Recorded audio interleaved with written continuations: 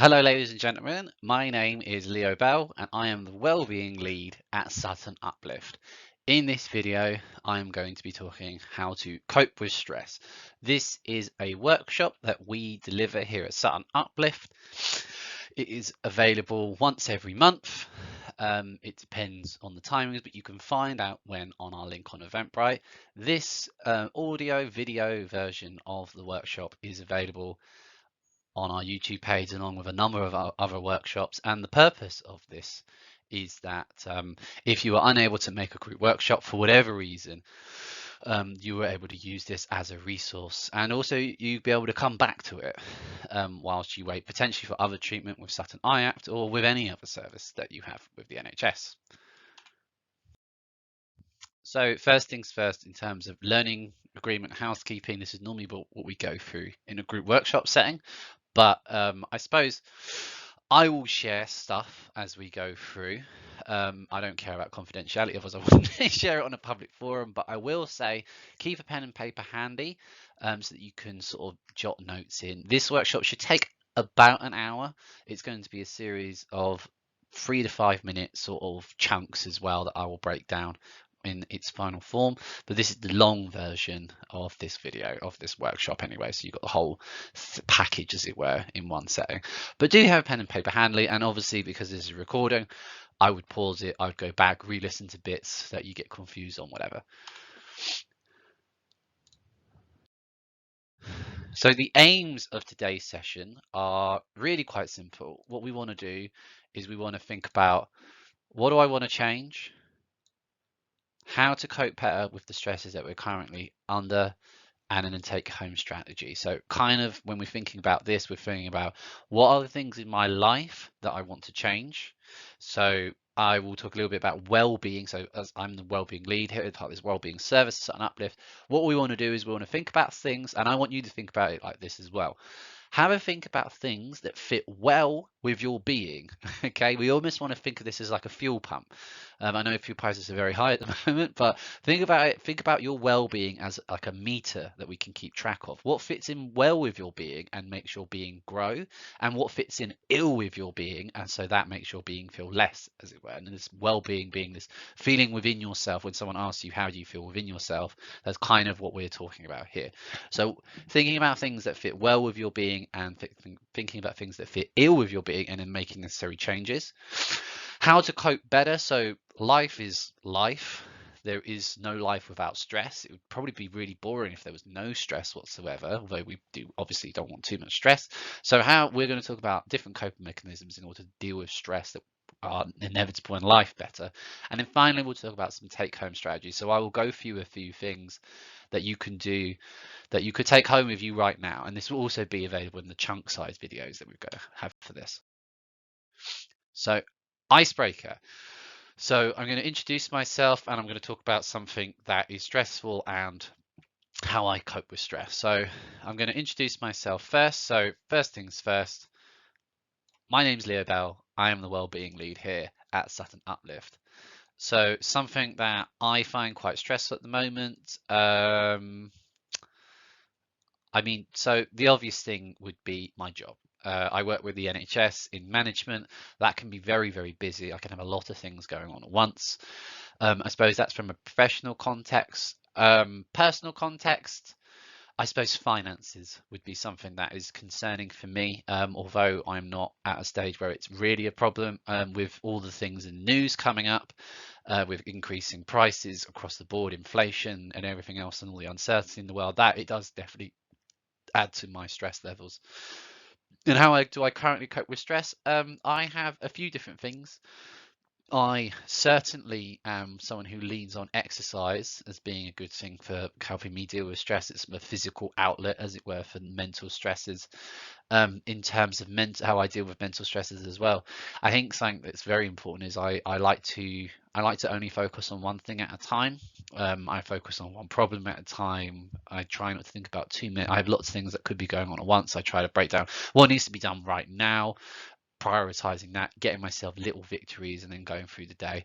I also love things like hot baths and doing the things that fit in well with my being. So, for example, if I've had an especially stressful week and I feel like I need to be out in nature somewhere, then I might go over the weekend. I might go for a walk in a forest somewhere with someone, potentially with someone, or I might go on my own if I can't find someone.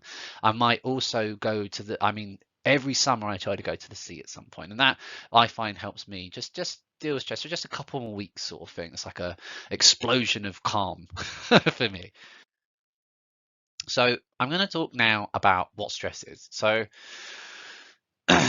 stress is something that we all have to have. It's something that's evolutionarily programmed into us. It's if you were unable to feel stress, then I mean, not so much now, but especially in past times when we were hunter-gatherer tribes, not having stress would be a serious disadvantage to survival out in the wild.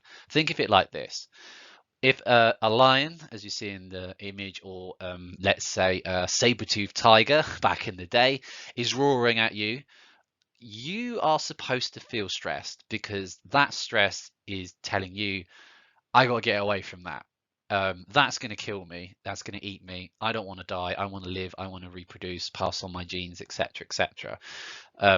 So that stress response is you responding to something, responding to a danger, and so it is designed to keep you safe. So the way to sort of think about this is, over thousands of years, we have evolved ways of responding to stress that get our body ready for physical action. This was much more useful when life was more dangerous. If a caveman or woman was attacked by a lion, it was important that they were able to fight the tiger or run away. This is sometimes known as the fight or flight response.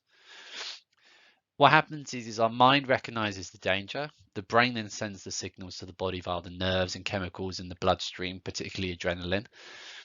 So your eyes see the danger. Your eyes tell your brain, the signal goes back to your brain. Your brain processes it's visually seeing, and it goes, okay, that's a danger. I need to get the body ready. So it sends all the necessary, all the adrenaline to your muscles. It gets the nervous system primed.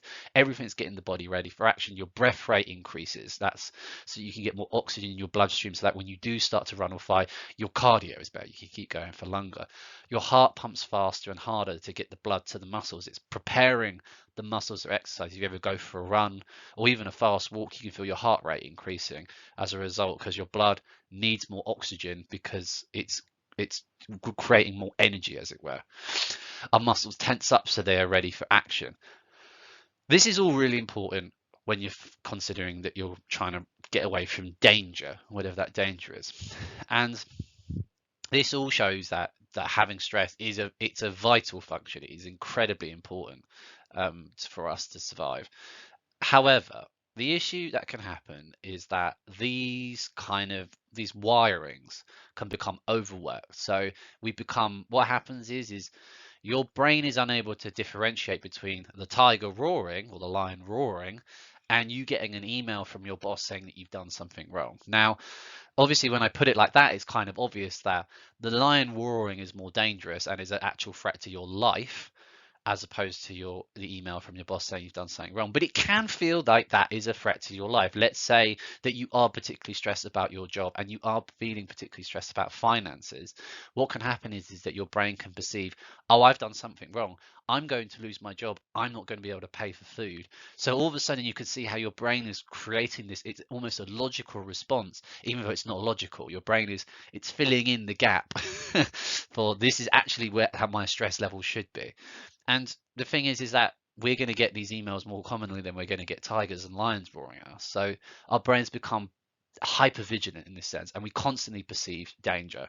This impacts dramatically on our immune system and on our general well-being. It can even, over a long period of time, it can even shrink the brain being under stress like this. So one of the metaphors, I'm going to talk about two separate metaphors, but first I'm going to go with the one on the slide, and this is what we call our stress bucket. So we're going to pretend that every one of us carries around an invisible stress bucket. So I've got mine right here. So over our day, weeks and months, our buckets fill up with all different types of stress. So I'm going to use a glass of water in this case. I've got my water, and here is all my stress going in. Okay, it could be work stress, relationship stress, health stress. It could be stress you put on yourself. This bucket can fill up pretty quickly, pretty fast. Some of us have bigger buckets than others, but at some stage, we all have to allow that stress to flow out of the bucket. And that can be done by turning the tap at the bottom. When the tap works, we can think of this as using effective coping strategies to let the stress go. And when we use less coping strategies, our tap isn't able to turn. So think about it like this. You have your bucket here. It is got a little bit of water in it. It's got some stress in it. And as you move around from side to side, you can see that the water, it plays, it flirts with the idea that it's going to spill, but it doesn't quite. If I was to put in some more stress though, then you'd see that it'd be easier just doing that same movement. You could imagine how water is going to start and your emotions are going to start spilling over the side. And we want to create effective coping strategies to let the stress go. And the important thing to note here is that I'm saying are effective coping strategies. I'm not saying any coping strategies. Certain coping strategies will not work and will just lead to more stress. Some coping strategies are kind of just avoiding the problem, as it were. You can't bury your head in the sand. We need to actively try to reduce stress. And just like that, my stress bucket is slightly more empty. So obviously we want to look at ways to prevent the bucket from overflowing. So an example like this, it could be something like rapid relaxation in response to a stressful situation. This can be described as a way of opening the tap when extra stress is flowing in the bucket. So an example of this that I always like to give when I give these talks is it's called the physiological sigh. I first saw this on a podcast of a neuroscientist, but there's plenty of research in research papers in Science magazine, etc., that show how effective this is. It's really simple. What you do is you're going to take a long inhalation through the nose, pause very briefly near the top, then do an extra sharp inhalation, and then once you've done that, sigh out for quite a while all of the exhale. So I'll do it very quickly for you. So it will go like this.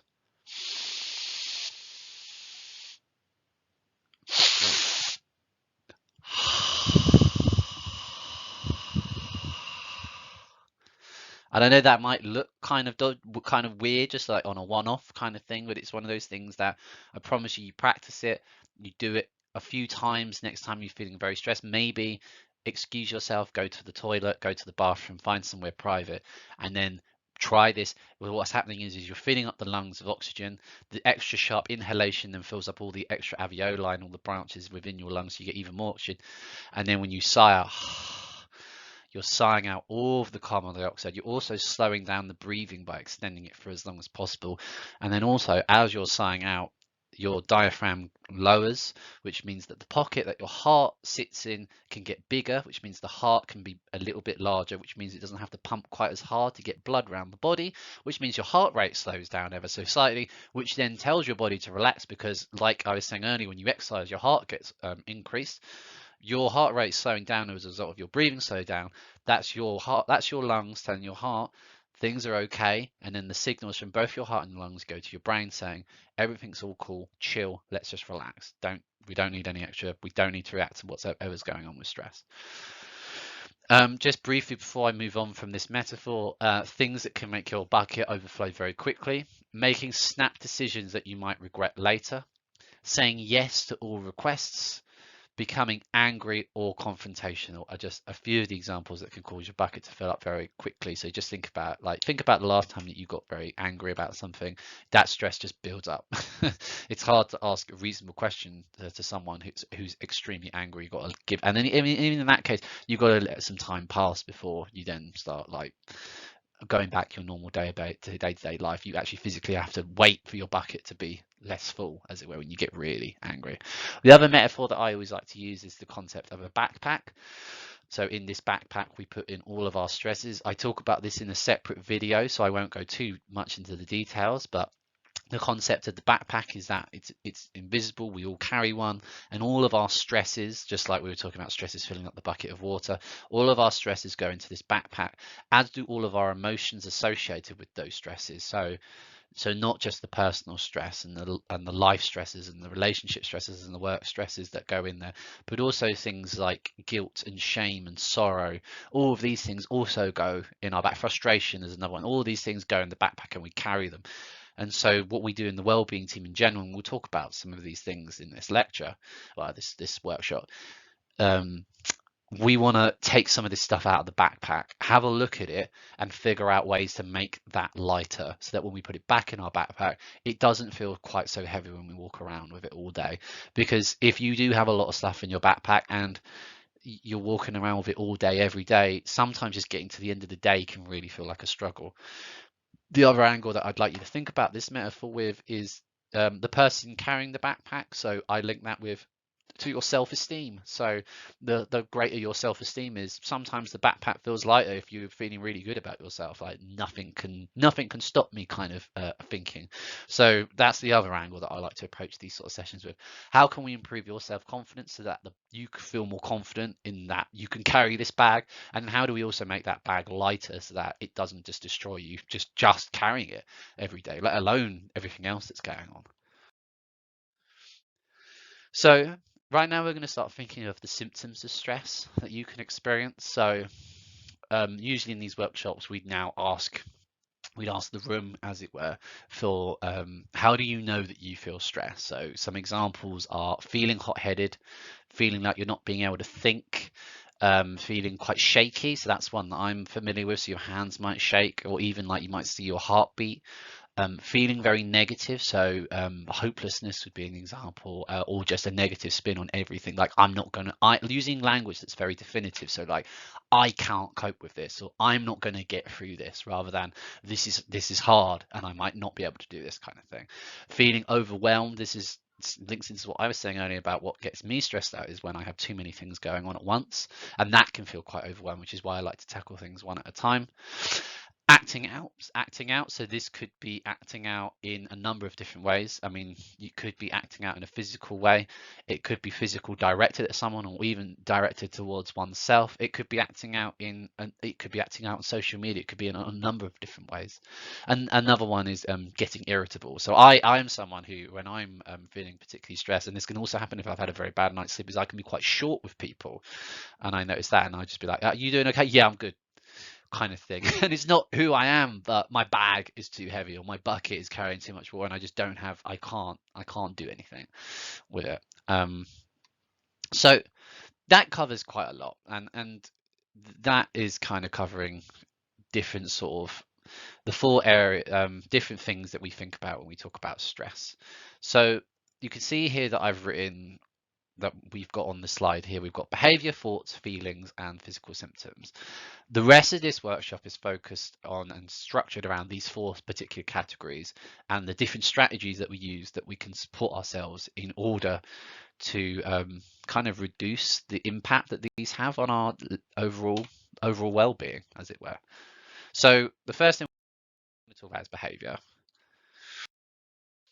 So when we're stressed out, quite a lot of us do overthinking. We overthink things. And another word that you can use for this is ruminating. That's the word I prefer to use, is sort of you ruminate on a problem. We often seem to think that we can figure ourselves out of any problem, and there's almost this fear that I find with individuals sometimes when I tell them not to do this. There's almost this slight hesitation in removing this behavior, not overthinking, because it's almost as though people sort of subscribe a certain value to it. It's almost as though if I stop thinking about these problems, then my potential solution that I might be near is never going to come to fruition.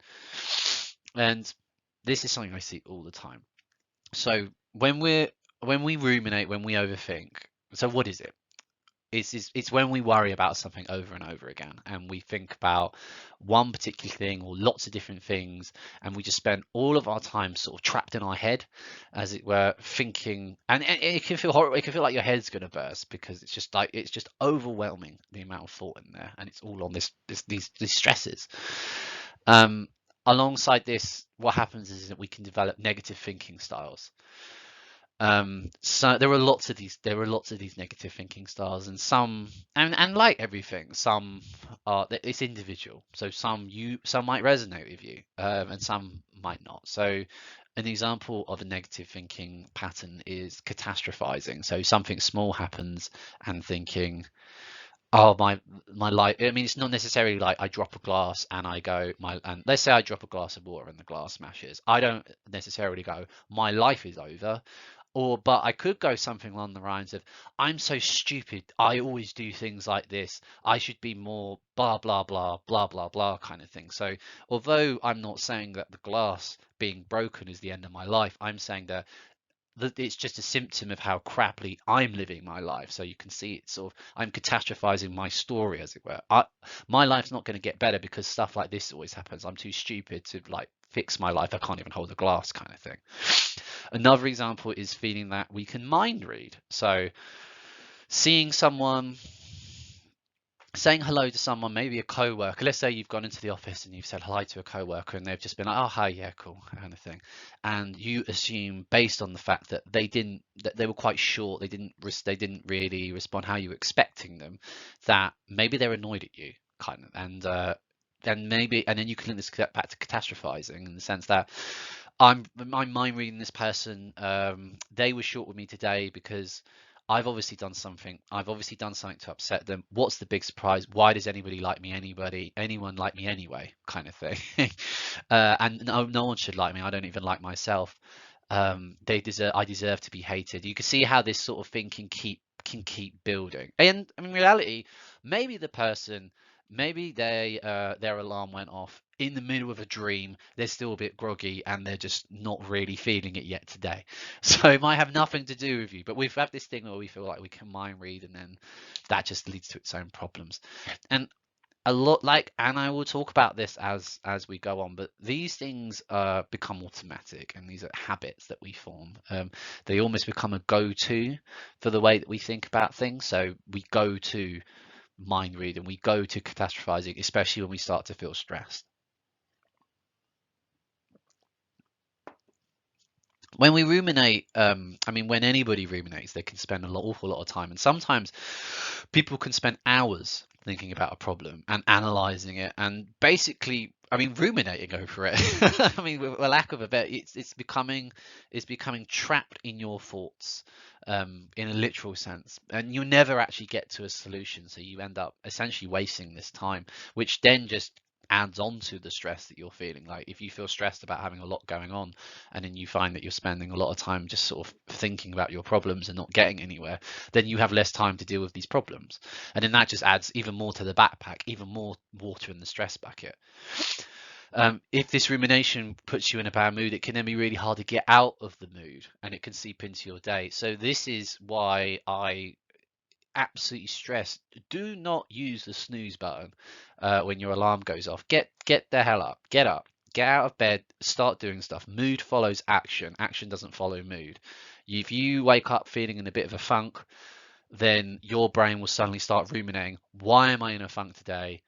Oh no, I'm going to have a crap day, etc, etc, etc. What I'm saying in this case, get up, do something you like. Let's start building things that fit well with your being. Let's start building that meter up, because you're going to start feeling a little bit better, even if, because like I said, mood follows action. It's not the other way around.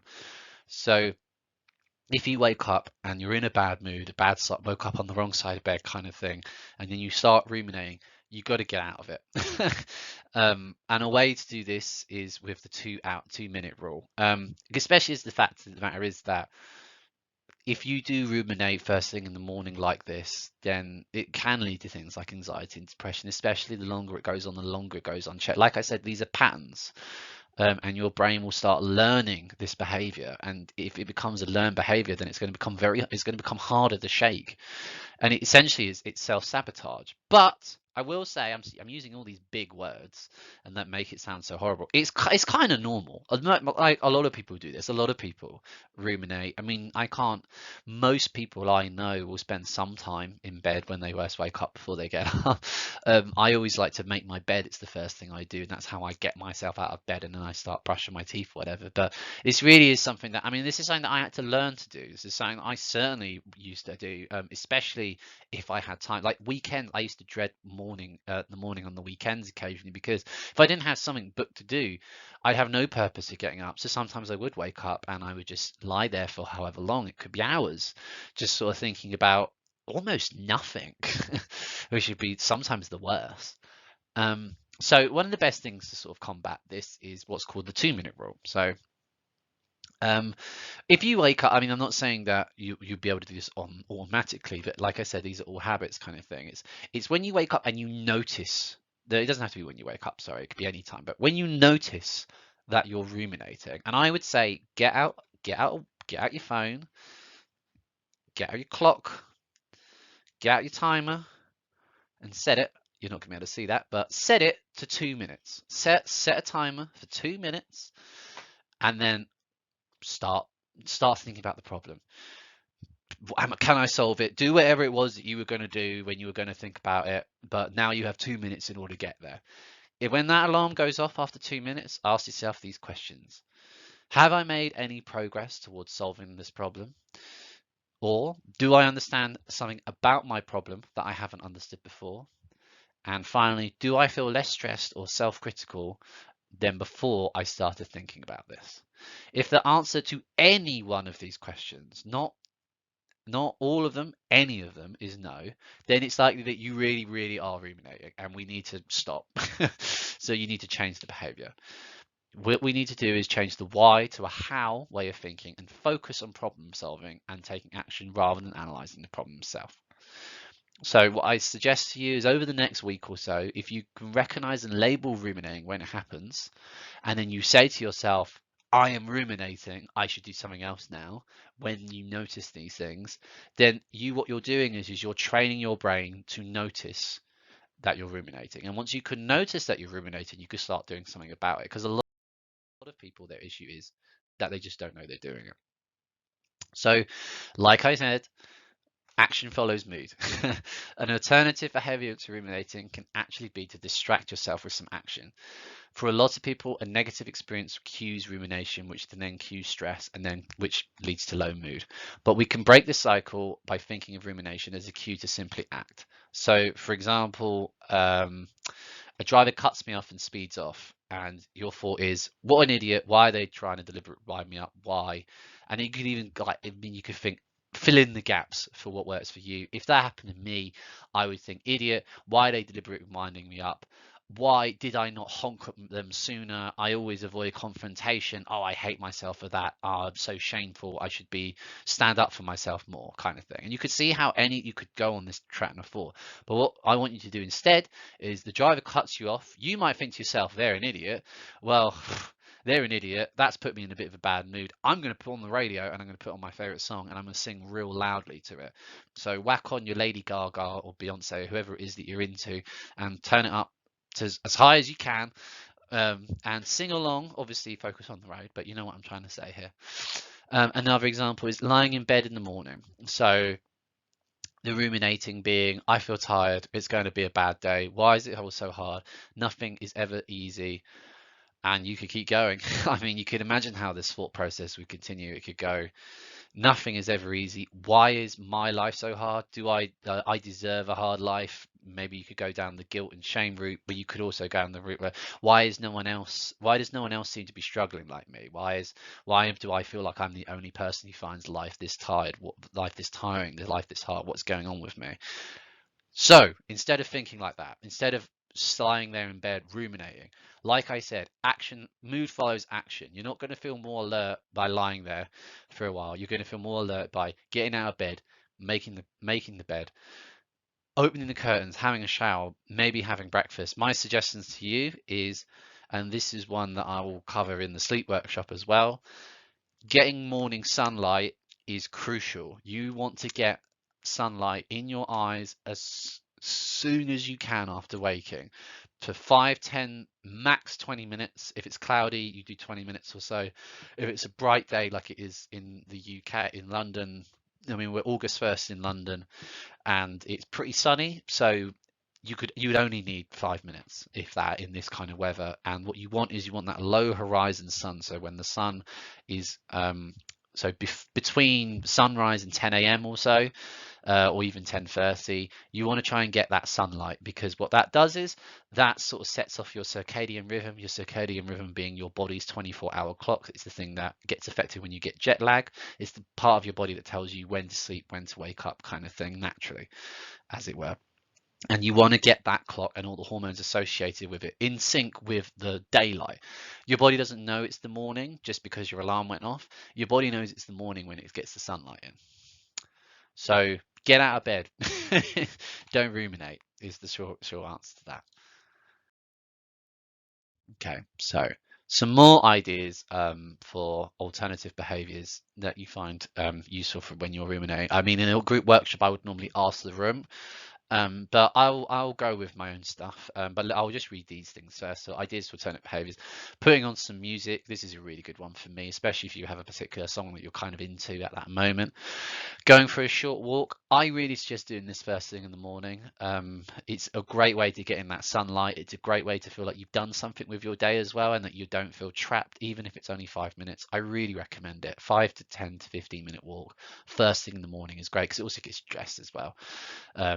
Do some stretches. This is shown to reduce anxiety. In fact, yoga is quite often now prescribed for people with anxiety, depending on which NHS service you're using. It's one that if I think if you're suffering with anxiety, I would implore you to do some stretching and do some yoga practice. It's better if you can do it in a class, but if you can't, then YouTube has many options.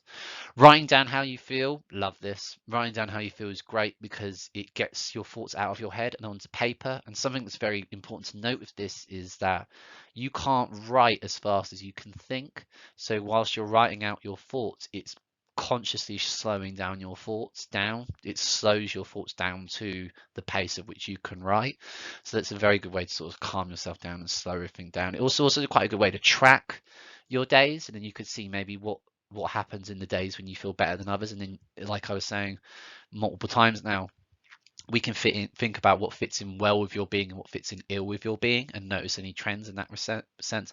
And relaxation exercises, so this can be meditation, it can be mindfulness. I think that we're going to go through a couple of these later on as well, so a visualization exercise at the beach kind of thing, or like the breathing I showed earlier. Another example would be 4-second box breathing. Quick Google and you'll find out what that is, but it's 4 seconds in, 4-second hold at the top, 4-second out, 4-second hold on the out breath, and then repeat. An example that I would give for an alternative behavior, very often it's about changing my environment. If I'm in a funk about something, I might just walk into a different room. I might go outside for a little bit, just changing my environment, just switching up what's going on, removing myself from whatever situation I find negative. Okay.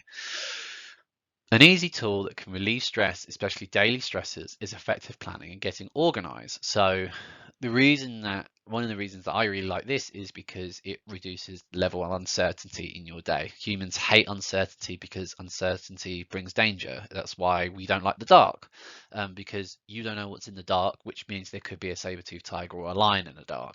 So that's why we don't like uncertainty, because you don't know what tiger could be lurking in the grass in the dark, or a snake even, or something like that. So we're always trying to think back to like why do we have these neural circuits? Why do we feel these things? Is there any use for them? Why? And they're just kind of out of whack in the modern daily world. Creating a daily to-do list can be helpful. If you are feeling overwhelmed by the number of things on your list, you can mark 2 things as priorities. If you get round to other points on the list, that's great, but if not, that's okay too. Think about what really needs to get done, what can wait. Could the laundry sit there for an extra day? I personally use a notepad that has a daily schedule on the left and then a to-do list on the right. That is how I start my working day. Of course, as individuals, some people prefer to use online calendars. When creating a daily list, make sure to structure your day and importantly, plan in breaks. Just like like with the bucket sort of thing. You cannot pour from an empty cup. Another helpful tool is to have a master diary. You write down all the tasks that need to be done. Review this daily or weekly and sort out the points in order of priority. Importantly, schedule in buffer days to catch up on things that you haven't got around to for too long. So I'm going to just throw in a little tip here myself as well, because there's quite a lot of suggestions here in terms of scheduling in your whole day and having a master diary and having buffer days and all that kind of thing. I think this is all great as you work on this and you get better at doing this. But as a first sort of tip, when you're first starting out with this, what I'm going to suggest is Don't worry too much about when you're going to do stuff. I try to do it I just write in the order in which you're going to do it. So for me, it might be have breakfast, like wake up, have breakfast, start work, and then it might be morning meetings, afternoon workshops, and then gym, dinner, bed. So it's not that I haven't made anything that particularly complicated. I don't need to write a lot of that down. But what I would say is that have a list of your to-do list. So, for example, my to-do list today is probably was more like, so wake up, morning, have my breakfast, morning meetings, record this, and then gym. That's kind of it. I don't, whatever I do in the evening after the gym, that's fine. I can just relax and figure out something. But it's all about, I have that simple, those four simple things. That's what my day is going to look like. I'm going to do these four things. But what I'm going to say is that, and this is something I always like to do, is I like to start the day with an easy win. So I had wake up and have breakfast. But what I probably have in there as well is something really, really simple that I know no matter what, I can kind of do. So really, I'm going to go really basic. Brush teeth. So the first two things on my to-do list for Monday were make my bed, brush my teeth. Okay, so I know no matter what happens, I'm going to be able to do those things. Even if I wake up a bit late, I should be able to make my bed and brush my teeth before I start work. And so it's a really simple thing. One that I really like to give my clients. So I've done this for individuals. So let's say with new dads and new mums, I quite often do this one, in that the first thing on their to-do list is to give their partner a hug. Um, I don't care how long the hug is. I don't care. I don't care what time of the day it is. It can be 6 in the morning. It could be 10 in the morning. That's the first thing that's the first goal that I want you to achieve in their day. And the reason that I do this is because a lot of couples, when they have kids or just had kids, they don't spend much physical time together due to the sleep patterns and all that sort of stuff and the stress of the baby and everything. So that's a really simple thing. It takes how many seconds to hug someone? 2, 3, maybe. I mean, you have a long hug, it might be 10 seconds, might be a bit long, but you never know. It's and that's an easy win, and then that starts the momentum of the day. It starts the ball rolling, and momentum is a real thing. If we can get that easy win first thing in the day, then you start accomplishing other things. So your morning routine, it might be as simple as get up, make the bed, walk 5 minutes, or it might be walk to the shop and back to get something, and maybe leave something in the shop that you need to get, but maybe not. Maybe just walk to the shop and go back. I don't care if you go in, doesn't matter. Like the purpose is you're getting outside, you're doing something. That was an easy win. Oh, I did my morning walk. I did my five. Leo told me to get my morning sunshine and walk for 5 minutes, and I've already done that. And I've only been up for 20 minutes. I've only been up for half an hour, and I've already got something that you go tick on your thing. And that's kind of how I suggest to do it. Um, so some more such tips that we have here are making tasks visible through using a whiteboard or sticky notes. This could be on your computer, but you could also I've got notes all over the walls. Use reminders on your phone. That's always a nice one. Use apps, download apps that will control your phone usage. So one is the Forest app, which is really nice. There's also apps that you can get on your laptops as well. A lot of data and research is showing that what you should do if you go on your phone too much, put your phone in a cupboard that is further than arm's reach away from you. So ideally, you'll put your phone in another room, but if it has to be in your room, find a drawer somewhere in your room that's further than arm's reach away and put it in there, because that is shown to have a significant impact on how long you'll be on your phone in a day. And finally, we've got the last tip here is once you finish your task, give yourself a little reward. But ticking off things off the to-do list will be satisfying in itself, but if there are little things that you want to give yourself, then I say go for it. Like if you accomplish something and it was difficult and you're proud of yourself, then then do something nice for yourself. Your brain is a predictive machine, and if you reward yourself for doing things that are good for you, then you're going to keep doing them.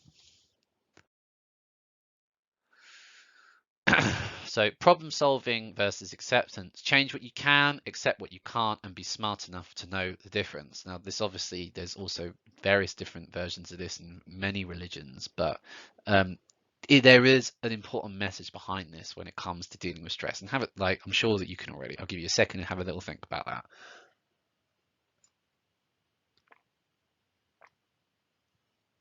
Okay, so When we are faced with a stressful situation, it is important to think about whether something can be done about the situation or not.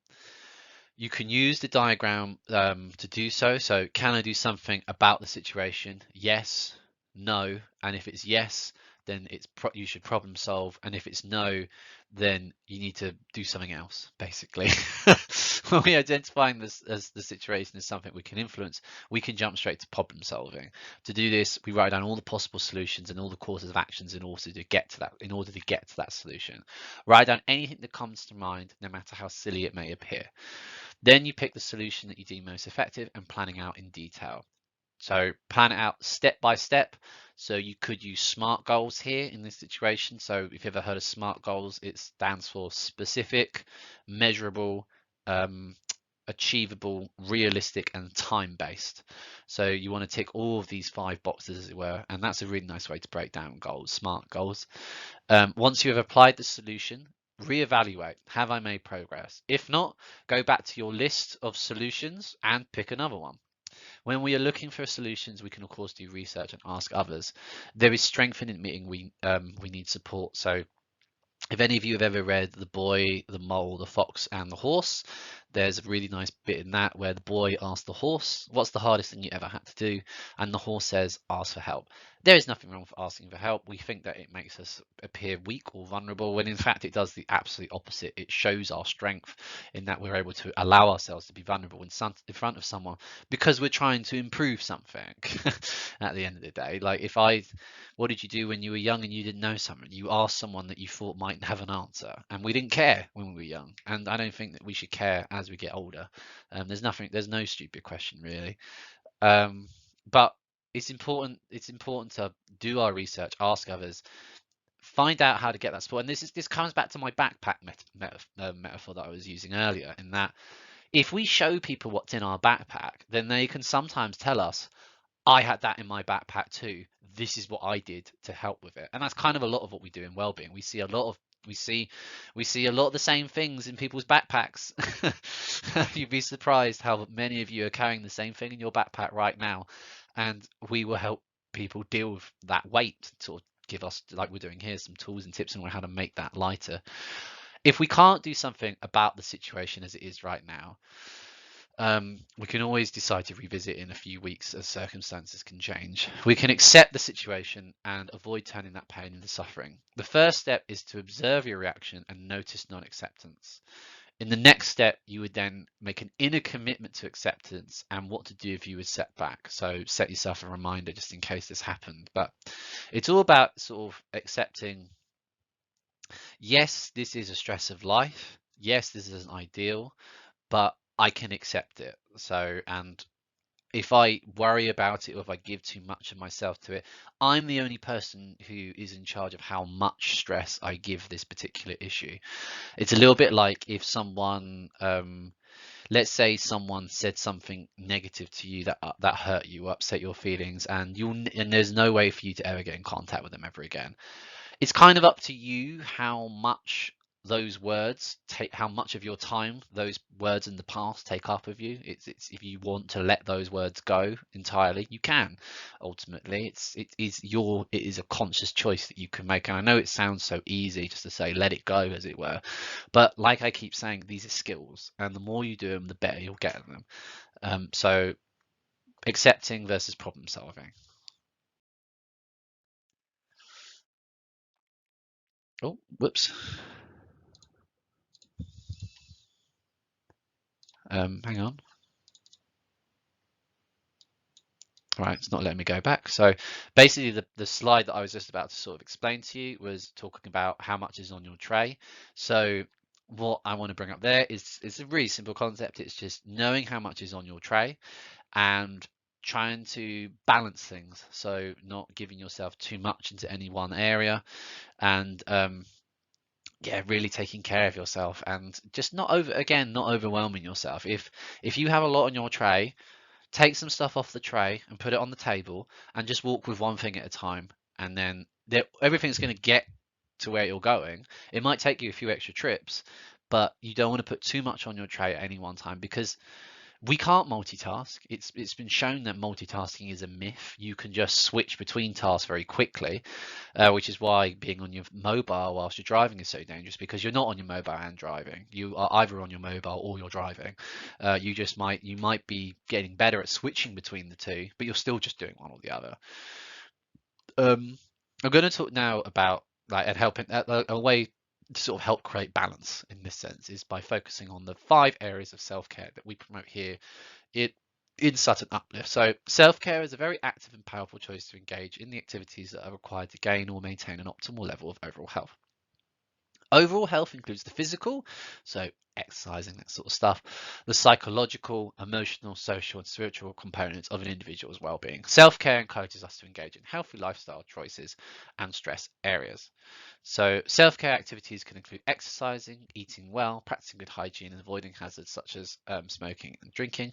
More holistic approach. I mean, you might have noticed there's a lot of those are linked to physical, but they do impact. So like having good hygiene is going to have an impact on your emotional and spiritual and mental health, and maybe even in your social, in the sense that you're not smelly, so you feel more comfortable going outside if you feel fresh and everything. More holistic approaches to self-care include more mental and spiritual well-being, such as therapy, life coaching, prayer, meditation, and social engagement. There are a number of recommendations for each component of an individual's health. Be aware, however, that self-care is a highly personal endeavor, so each suggestion may not resonate fully with you. Um, I just before I go through them sort of individually, I'll just mention that it can be fun to experiment with different self-care strategies, even though our lives might be busy. We usually all have about 10 minutes a day that we spend mindlessly scrolling through TikTok, Instagram, Facebook, name the social media site, and YouTube, and you'll see what I mean. Have another think about how you could spend this time. Maybe Google funds ways to of self-care, and then you can keep a diary and note the things you enjoy. So going back to one of the previous slides when we were talking about problem solving, if your problem solving is lack of self-care, Google self-care, make a list of the ones that you like, and then start experimenting and see which works for you. I'm going to quickly talk about these 5 areas before I move on. So we've got physical, so that's we could really consider that as your physical health. This sometimes can be out of our hands in some senses, that especially if you're living with a long-term condition or something like long COVID, it can feel like that this area is impossible. But it doesn't necessarily mean being physically fit. It means allowing yourself some self-love, some self-care for the physical side of things. So that can be things like a hot bath, for example, is a good example. Hot showers are another one, but that might not resonate with you. Maybe you like the smell of certain things, and so maybe it's having a lavender spray in your house. Maybe being physical is doing eating the right food might be the one for you. I know that if I have too much sugar or too much caffeine, then that starts to affect my physical body. My heart rate goes up, and my breathing goes shallow and it speeds up. That then leads to me feeling anxious, and really being anxious can then lead to me feeling quite depressed afterwards, or feeling at least rather down afterwards. So these are all different sort of things, thinking about your body as a car in some senses, and things that fit well with your well-being in that sense. The next is social. So social, I mean, all of these things are individual, so I'll try and give an example from both ends of the spectrum, as it were. But just with that in mind, with the physical, it might be going to the gym. It might be doing a sport that you love. It might be doing anything that you love physically. Maybe it's going for a walk in nature. So that's just another example. Social, it might be catching up with a friend. It might be going out with a group. It might be different people have different things. I personally gain more from a one-to-one sort of thing. So if I go out for a dinner with someone, or maybe to watch a movie with a friend, that I find is really good for my social well-being. Whereas going to a big party or with like a concert, like sometimes a concert's great, but I'm not so much of a fan of big crowds. So I prefer more intimate sort of settings, and I find that works for my social. And that, like I'm saying earlier, you can almost think of all these things as being little meters, like I was saying and it all fits into your overall well-being meter.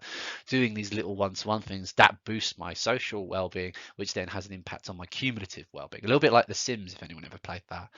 Um, Mental well-being. So this is your general mental health. So this is noticing if you are really struggling. It's doing things like this workshop, it's doing things like working with the wellbeing team, working with IAP services as a whole. It could be researching your own stuff. I've said that mood follows action. That is a pretty standard thing in cognitive behavioral therapy. Look up, Google mood follows action, see if you find anything inspiration on YouTube. You don't have to, it doesn't, the turning point for you might not be using our services. It might be finding the right girl or guy on YouTube giving a TED talk that simply resonates with you. And that all you need is that moment, that spark, that thing that just changes your trajectory just 1 degree, and then you end up here rather than here. And you see over time you can end up in a very different place. So mental is it's keeping in mind how you're feeling mentally, how you're feeling within yourself, but also it's keeping your brain active. It's doing things that keep you cognitively working. So it could be, I mean, I'm always going to suggest reading a book, but it could also be listening to a particular like an interesting podcast. Things that are mentally stimulating are really good. And this, I mean, it could be that you get mental stimulation through the shows that you watch on TV, or the books that you read, or the conversations that you have, kind of thing. Emotional well-being, we're going to consider that in terms of sort of emotional sort of resilience. How filled is your bucket? Does it take the slightest movement from side to side for water to come pouring out, or just sort of emotions start pouring out of you? If so, why? What is going on? How are we going to make you feel emotionally better? And this is really quite unique to the individual, what makes you feel emotionally whole. It could be having a good cry. It could be, I mean, I think that writing a journal is quite a good thing for this, because it allows you to sort of reflect back on your emotions, but it's about allowing your emotions to come. They've shown that in studies, for example, that women are able to cope with grief over a longer period of time, and breakups as well in relationships, better than men, because women allow themselves, and this is not set in stone, this is just what the study showed, but it showed that women are better at dealing with grief in these different forms because they allow themselves to feel the emotion of the passing, either of the end of the breakup of the relationship, or the person's passing away at the end of the relationship, and they allow the waves of emotions to hit, and so they feel it rather than suppress it, whereas the men, they tended to suppress the emotion, which then ended up causing problems later on in life. Another good way to sort of deal with this, and this kind of fits into the mental as well, is expression. So expressing yourself through, it could be, you could write poetry, or you could write a short story, you could write a long story, you could create music, you could paint, you could draw, you could do any of these sort of things, anything that allows you a creative outlet in order to express your emotions is a really, really powerful tool. And finally, spiritual. So spiritual is, it can be religious. If religion is something that is meaningful to you, then by all means, then that can be something that you can heavily lean on. And I would actively encourage that. However, if religion is not your thing for whatever reason, then you can find, I mean, I would sort of talk about this. It can be a hobby. It could be the things that you are passionate about that give you life, kind of thing, and then do those things. It might be following your football team. Like, I know that people talk about having spiritual experiences when they see their team do especially well, kind of thing. And it's like, it's these things, it's intrinsic within you. It's the things that make you feel more connected to the world, more connected to what you love in life. And it can also be going for walks in nature, it could be going in the sea. Like I keep saying, these things are very particular. I'll just mention one last thing that I think is quite good for overall spiritual health is meditation. I know it's kind of, meditation is an interesting one. Lots of people say that I can't do it. That's nonsense. You can do it. You just need more practice. I couldn't kick a football I couldn't kick a football 50 meters until I booted one a few times when I was a little kid. So this is, if you think you're bad at it and you can't do it, that is just saying that you need more practice in it, to be quite blunt.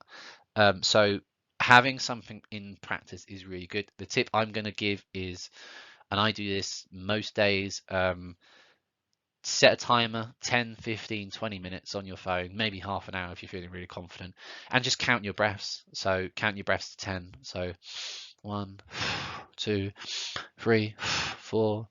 And then when you get to 10, you just repeat. So it'd go 9, 10, 11, 12, sorry, 9, 10, 1, 2. You can see I messed it up there because my mind drifted off because I was thinking about what I'm going to talk about on the next slide, but you really want to go 1 to 10. And then what you're doing is when your brain does notice that, oh, I've gotten distracted by thinking about whatever thought it is, bring it back to 1, 2, bring it back to that breath. And what you're doing is you're training your brain to be more present, to be more in the world, to be more in your life. And I can't think of many things that would be more spiritually fulfilling than actually living your life as you're going along. Okay, so now we're going to think about thoughts. So what kind of thoughts do we get when we start to feel stressed? So examples are going to be things like, I can't deal with this. It's too much. I'm going to crumble. I'm rubbish. I failed again. This is too much for me to deal with. And we can get into a really bad habit of telling these things about ourselves and starting to really believe them on ourselves. It's like we have a little self-critic on our shoulder that's telling us that we're crap and that everything I'm doing is wrong. And the more stress we get, the worse this self-critic becomes. It becomes a self-fulfilling prophecy. You drop the glass and it breaks on the floor, like I was saying earlier, and the little self-critic is on your shoulder and it's screaming at you. It's going, of course you dropped the glass. You're crap and useless. This was always going to happen. No wonder you're upset with your job, and no wonder nobody loves you, even though loads of people love you. I'm the self-critic though, so nobody loves you. Rah rah rah rah rah rah rah. And it is like it's that, and we all have it. We've all experienced this. We've all experienced this self-doubt, this negative voice, and so we need to have a little think about how to combat that voice and to tell it to go away, as it were. So the first technique we're going to talk about is when your mind is racing and you're not in a place to problem solve. So for example, when you're going to bed. So at night, there's no more noises, as it were. The daytime noise, the busyness of the day is now officially over. And so now all you're left with is your thoughts. At night, we tend to catastrophize, and when our mind is racing, sleep slips further and further away, and this makes us feel frustrated. Not much will come out of overthinking in bed in these scenarios. And what I'd like to say is that when you're experiencing this, imagine locking your thoughts in a box and putting that box into another room, and make a conscious decision to revisit the problem next day, or not at all if nothing can be done about it. So an example of this, and I'm being quite literal, get a piece of paper, get a pen, write it down, write down on the piece of paper the problem that you're having, blah, blah, blah. I have too many of these recordings to do by the end of the week, and I'm never going to get them done. Fold that piece of paper, put it in a box, maybe you've got a spare shoe box or any sort of box, don't matter, and put it in the other room, and then say to yourself, now is not the time to think about it. This is not a problem that can be solved at night time. This is something that I will have another look at tomorrow. In this case, I'll have a look at it tomorrow, kind of thing. So you can see I'm being quite you don't have to be as literal as I am in this case, but you can be literal if you want to. But it's all about making a conscious decision. It's you are choosing, I'm going to worry about this tomorrow. So this again links a little bit into the rumination thing that I was saying earlier. So this technique itself might sound counterintuitive at first, but it can actually be really powerful. If you keep going over the same problem again and again in the day, so you find that you keep going back to it, and if you're finding that this actually clouds your mind rather than brings you closer to the situation, it just makes you worry because you can't do anything about it. Set yourself a dedicated time to worry to help contain your thoughts. That is why in meditation you're often told to do any worrying you need to do and then lay it to rest. It's sort of the set yourself 20 minutes between 3 and 3:20. Don't do it too close to bedtime or too soon after waking up. You don't want to start stress, you don't want to finish stress, kind of thing. But yeah, set yourself this time. Oh, I'm going to worry about this problem in this time, and then set yourself that rule. Again, you're making this conscious decision. I am in charge of my stress. I'm in charge of the things that make me stress. And so if it's outside, and then let's say you've set 3 to 3:20 as your time to worry, and then the rest of the day, say it's 2:30 and you start worrying about something, you can go, nah, ain't 3 o'clock yet.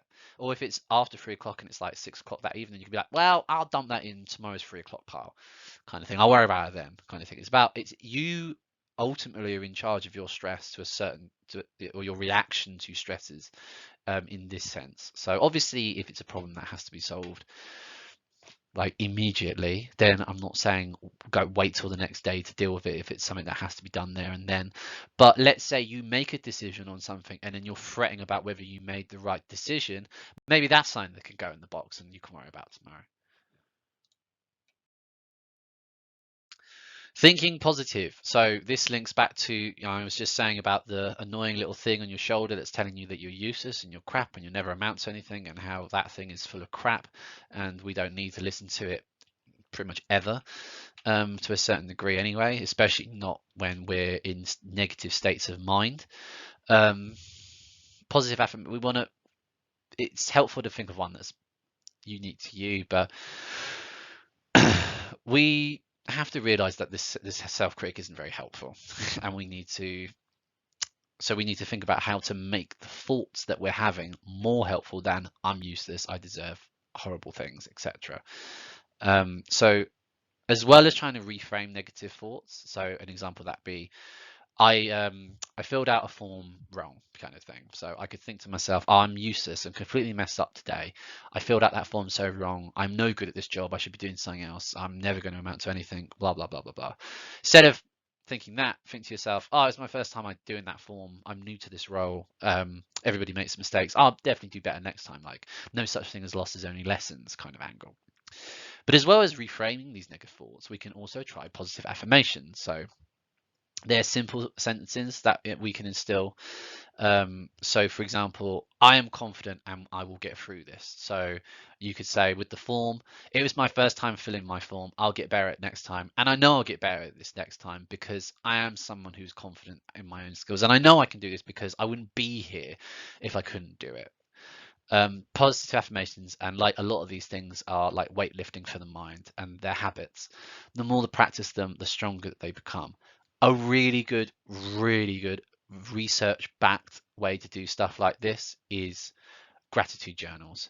Every morning or every night, write down 3 simple things that you were grateful for in that day. So for example, for me personally, if I was to do a gratitude diary right now, the 3 things that I am grateful for, I laugh because you'll hear that my first one is, that popped into my head, is I'm very grateful for after sun because I did get burnt last week on the beach, and so I'm very happy to have after sun because it helps with my burns and it stops me peeling. Something else that I'm very appreciative today is my team. My team are lovely and I love them to bits.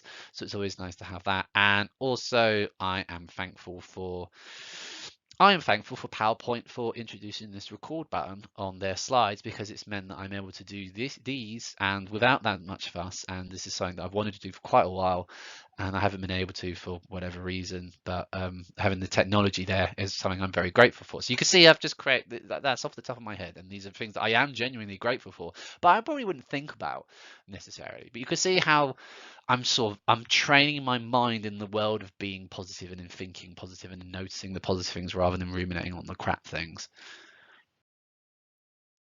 Some more examples. Write this down. If like pause this slide and write them down if there's one that you find particularly nice that you particularly like. I'll highlight them as I go along. So an example is, I am allowed to make mistakes because I am human. I mean, if we were all perfect, that would be a really, really boring world if you ask me. Another one is, I can handle it. So a good way to think about this one is go back in time at some of the things that you've achieved in your past. I think about, if you had a rough upbringing and you will now have a job and you mess up one day in your job, you should, rather than think to yourself, I'm crap and I deserve a crap life, you should think, well, I did mess that form up, but I'll tell you what, I made it through some pretty rough stuff in my childhood or whatever.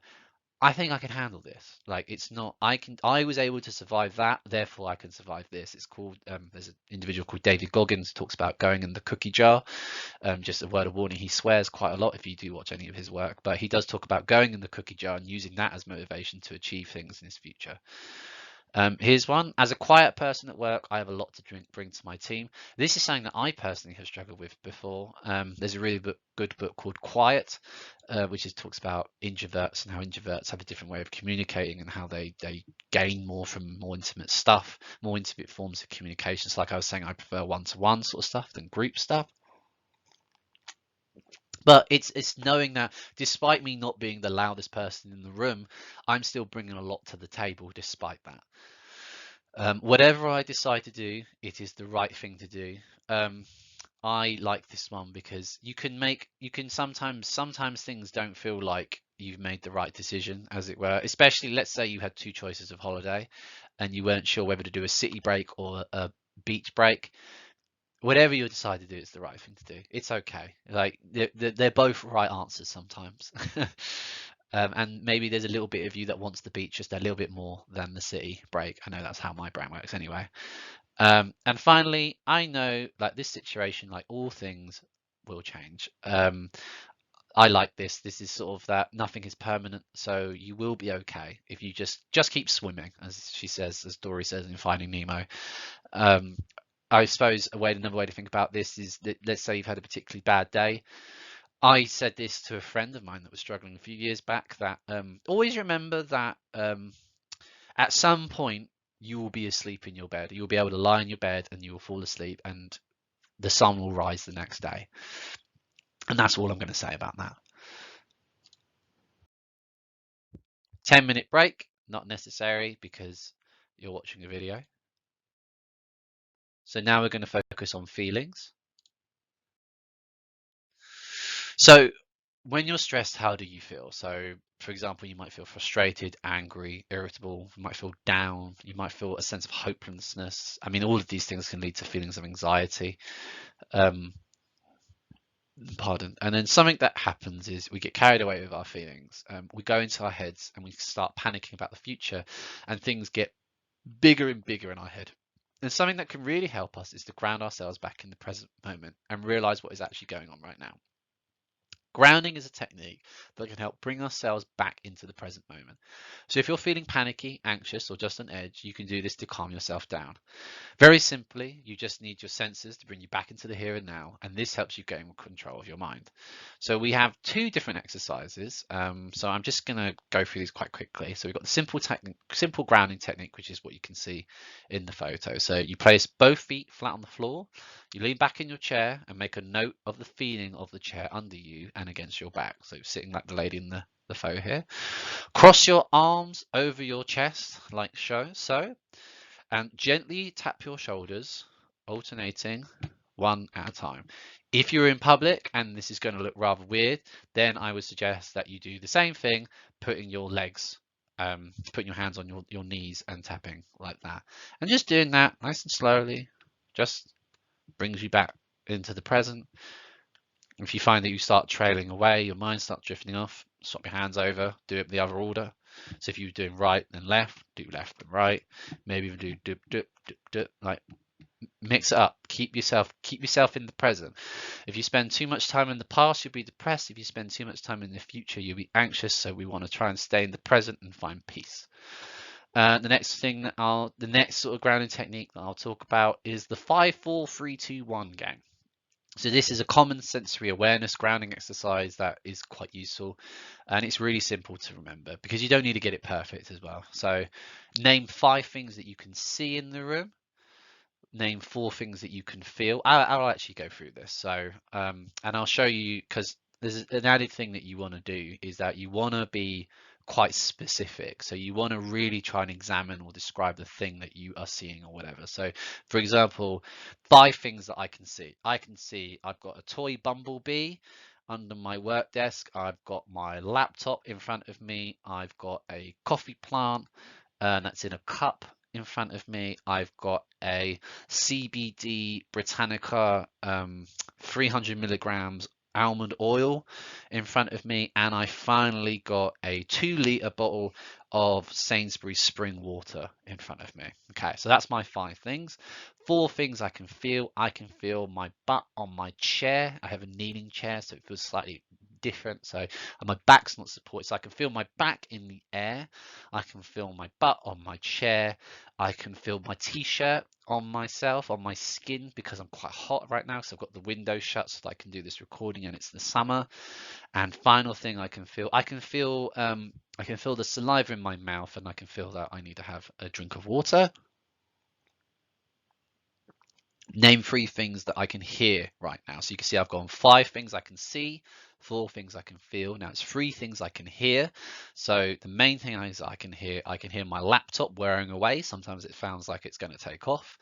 I can hear my own voice. It's great to hear my own voice. Why not? And finally, I can hear the cars outside. I can hear the general traffic outside. 2 things I can smell right now, or 2 smells you like. I'm going to do the 2 smells that I like because I can't. My nose, as you can tell, is kind of blocked. You might have noticed that from the breathing I was doing earlier. So 2 smells I like. My 2 favorite smells are coffee and orange. I love lavender as well, but those are the 2 things that pop into my head. And name one good thing about myself. I'm a very, very nice, kind person, and I like that. So there's my one thing I like about myself. One good thing about myself is my empathy. So I'll go through that one more time. So the 5, 4, 3, 2, 1 game is a grounding technique. So 5 things you see in the room, 4 things you feel, 3 things you can hear, 2 things you can smell, and name one good thing about yourself. And it doesn't matter if you get these wrong. If you do 5 things that you can hear, and 3 things you can see, and 2 things you can feel, and 4 things you can smell, don't matter. It's fine. It's just about having the 5, 4, 3, 2, 1. And you can see it takes a little bit of time, but it helps to ground you in the moment. And another last sort of thing that you can do is use grounding objects. So these are objects that you decide in your head. When I'm holding this object, I'm in the present. So it's a little bit like maybe in school, if you held the object, then you were allowed to talk, kind of thing.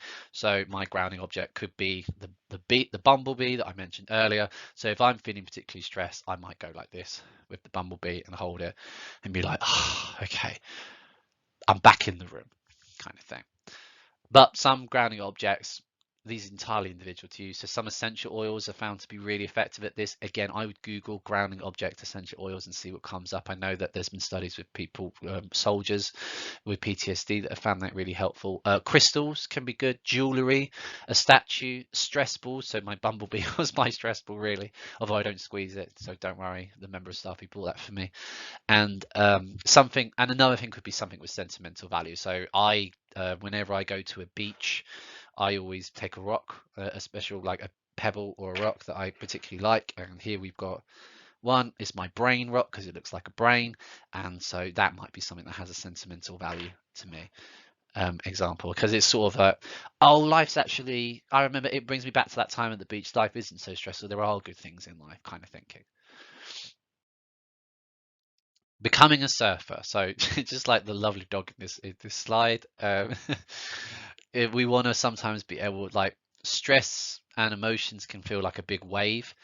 Good luck stopping a wave. You can't exactly walk out into the beach, into like the sea, and go bang bang and punch the ocean and punch the waves away. It's still going to crash over you. So sometimes we have to learn to ride the wave and become a surfer of the wave. So often it's not just the situation that is causing us stress, but it's our reaction to the stress that's causing very strong emotions. This is why it can be helpful to take a step back and evaluate what is happening in our body. Rather than engaging with our emotion, we can ride it out, and then with a clearer head and a calmer mind, determine the best course of action. To do that, we really have to tune into our body. We have to pay attention to our sensations and what our body is telling us to do, the emotions, and also noticing what emotion is arising within us and making sure not to pass judgment. So an example could be, I say that I feel like my heart is pounding, and I can feel that my tension and my general anxiety is rising. Then I say that I'm experiencing the urge. So my heart is pounding and my tension is like getting up, and this is causing me to feel like I want to run away or I want to just freeze. And then you could gently label it. So this tension that I feel, this my heart is racing, it's causing me to feel tense, and that makes me want to run away. That is anxiety. I can feel that this is anxiety. So I'm labeling now. I'm labeling this feeling that I want to run away is my anxiety, and putting things in front of it. So say I can feel, or my tension is rising. Putting that instead of saying I'm really anxious or I'm really stressed, it can make a big difference into how we feel. It creates a little bit of distance between us and the emotion. So hopefully you can feel almost physically the difference between the words. If I say I am feeling anxious versus anxiety is arising within me.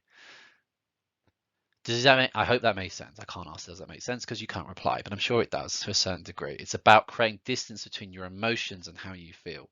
You are not your emotions, essentially. You might feel sad, but you are not sad. You just feel sad right now. You are what, insert your name. I am Leo. Sometimes I feel sad. That does not make me sad. That just means that Leo has times in life when he is sad, but that's always the case with everyone. Joy wouldn't feel so good if it wasn't for pain. Sun wouldn't feel so good if it wasn't for rain.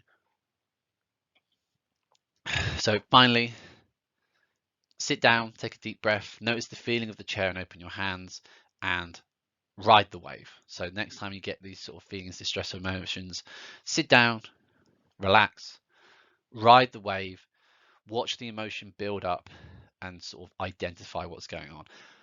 Sitting down, I feel stressed. I can feel my heart's going fast. I can feel my heart rate has sped up. I can feel maybe something hurts. Maybe you get like prickly hands. Maybe you get butterflies in your stomach. And I'm feeling that, and I'm feeling, I can feel my general tenseness in my back, and I can feel this all building, and I can feel my anxiety rising. But I'm just going to accept it. It's there. I know it's okay. And then slowly I can feel that those emotions start to leave.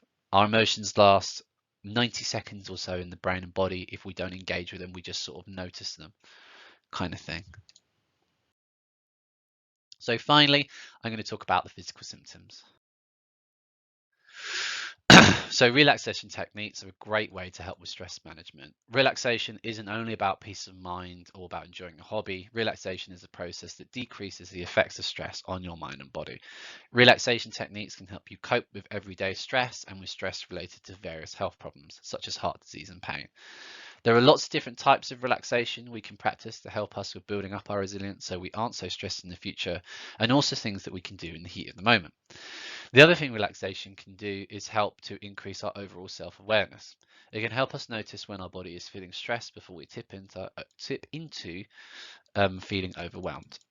One simple way to do this is with a breathing exercise. So first you want to focus on the breathing. Calm breathing is the key to being calm and relaxed. Take a deep breath in through your nose.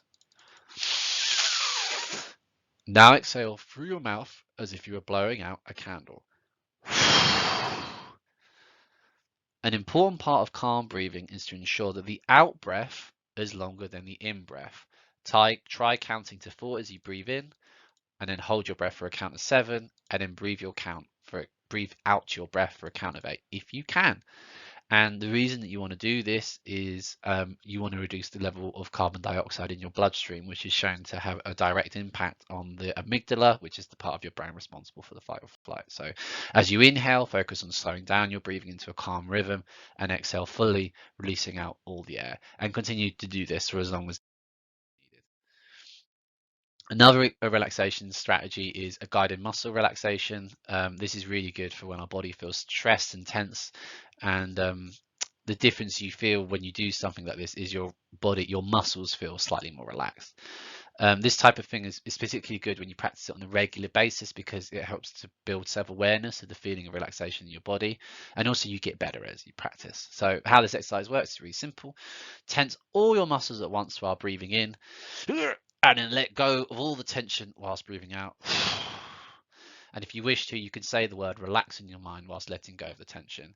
Start with your feet and work all the way up. So you could do breathe in, tense your feet, breathe out, relax your feet, breathe in, tense your calves and your ankles, breathe out, release your calves and ankles, breathe in, tense your thighs, your hamstrings, your quads, your glutes, relax, let them all relax. Breathe out, let them all relax. Breathe in, tense your abs, maybe your lower hips, but aspects of your lower back when you're breathing in, and then breathe out, relax, tense your chest, your back, your arms, your shoulders, and then breathe out, relax, and then finally you could tense up your neck and your face muscles while you're breathing in, and then breathe them out and relax. So we've got the last one I'll go through is body scan and a guided visualization. So this one will be in a separate video as well, but I will just sort of talk through this. So I'm going to talk, but basically I'm going to talk you through a body scan and a guided visualization. And this one is going to be on the beach. So without further ado, this might take up to 15 minutes, but we will see how we get on. So first, sit or lie down in a comfortable position and close your eyes if you are comfortable to do so. Consider your thoughts and how your body feels right now.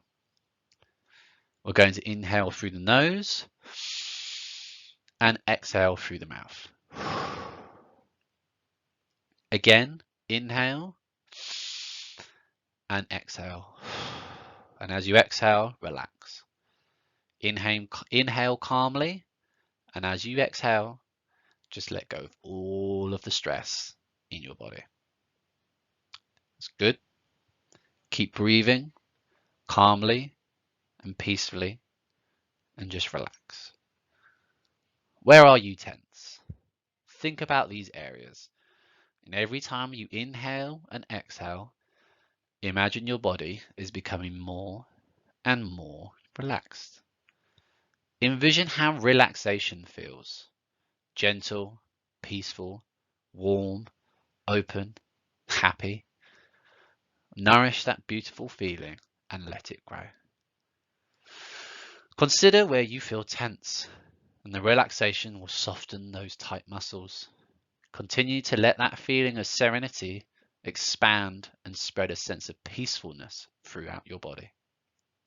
Inhale relaxation, exhale tension.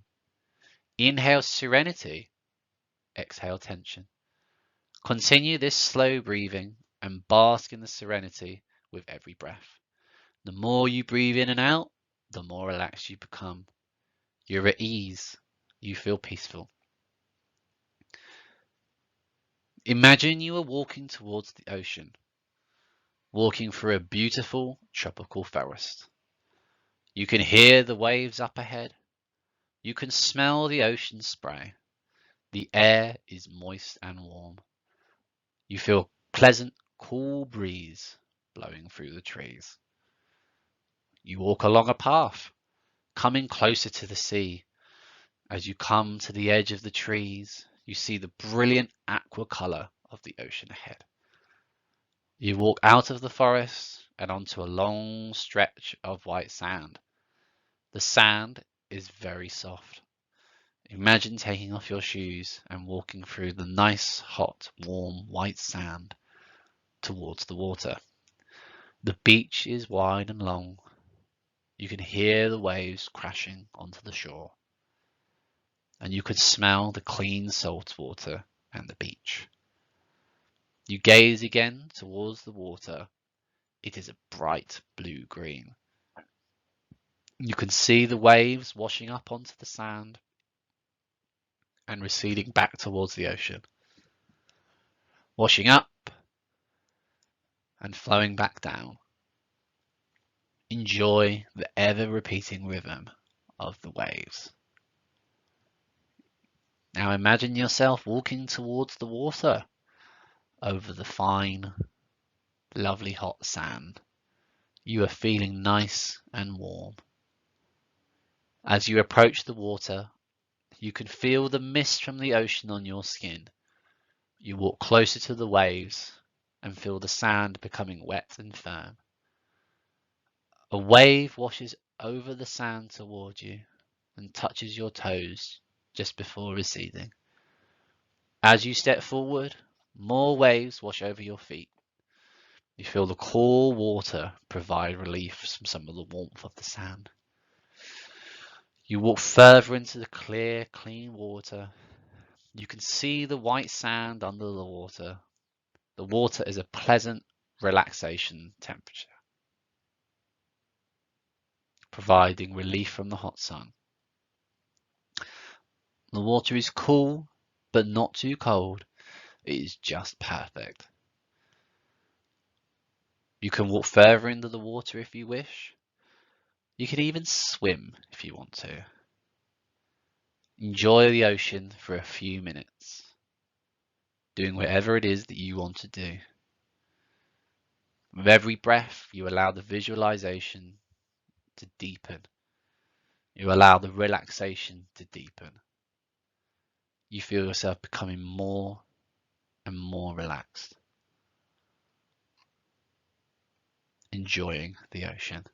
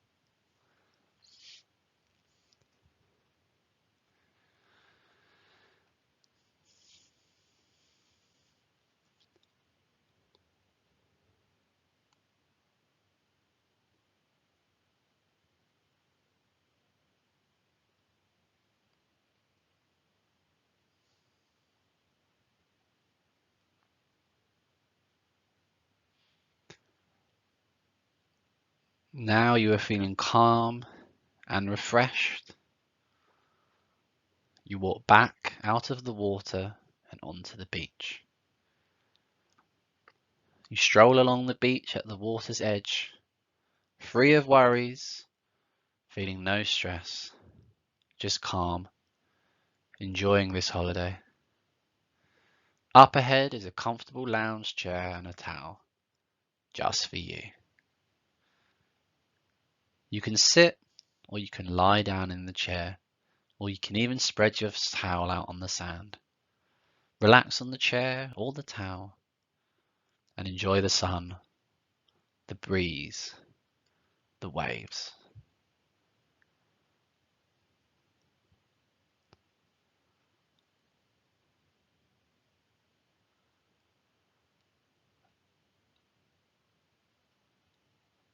You feel peaceful and relaxed. Simply allow all of your stresses to melt away.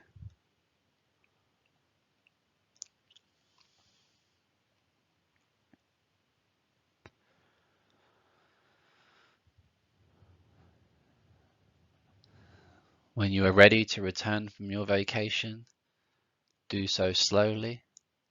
You may even pause this video if you want to hold on to this moment for a little bit longer. But if not, bring yourself back to your usual level of alertness and awareness. Keep with you the feeling of calm and relaxation, ready to return to this video. Open your eyes, stretch your muscles, and become fully alert, refreshed, and filled with energy.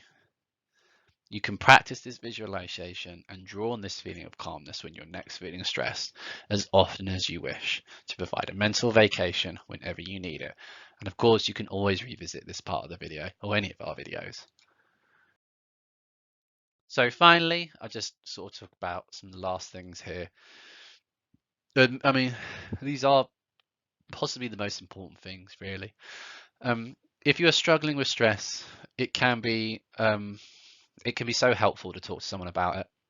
Sometimes we might want to bottle it all in and not burden people, but the thing is that a lot of people will be feeling exactly the same as you.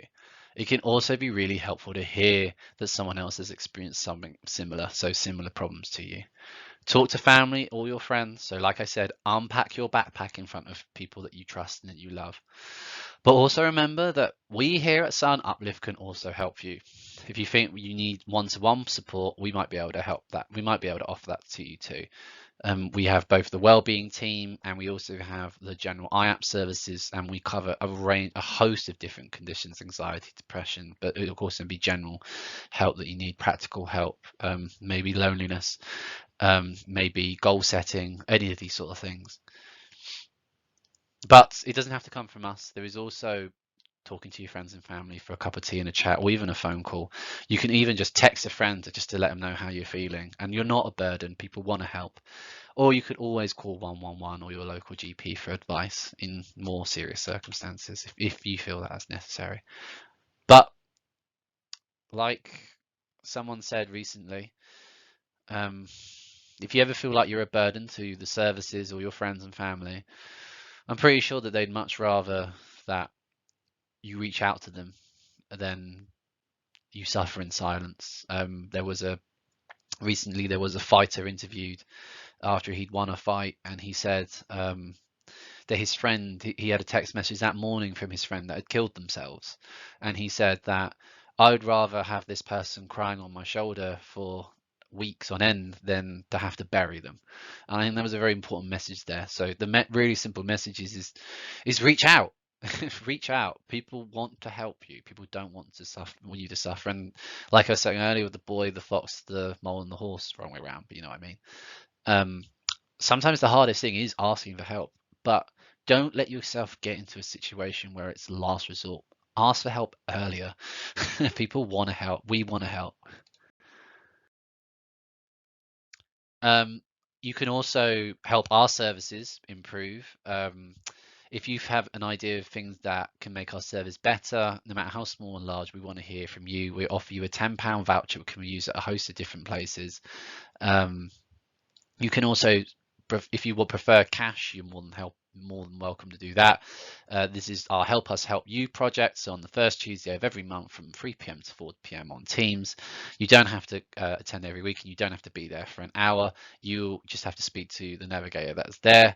There's no questionnaire required, and it will be really helpful to hear back from you about how to use the service. You can scan the QR code and it should direct you straight to an email address where you can sign up instantly, essentially.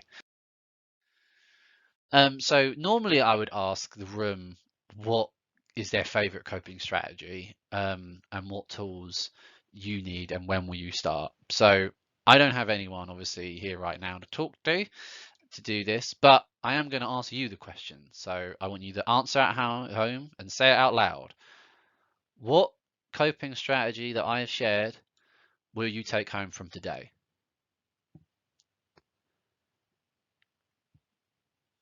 All right, good. I feel like I'm a children's TV host, but hey. The second question, and I want you to read it out loud. What tools do you need in order to do these coping strategies?